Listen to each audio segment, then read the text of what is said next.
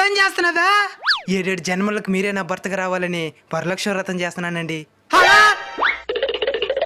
ఎక్కడికండి?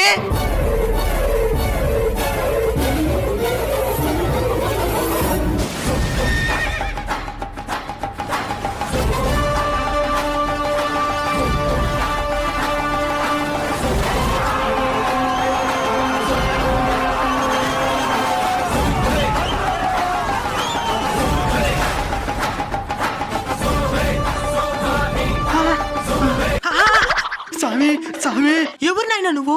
కాపాడండి స్వామి, కాపాడండి స్వామి. నా భక్తుడికి ప్రమాదమా? అభయం ఇస్తున్నానైనా చెప్పు, ఏం ప్రమాదం ముంచుకొచ్చిందా? నా భార్య వరలక్ష్మి వ్రతం చేస్తున్నా స్వామి.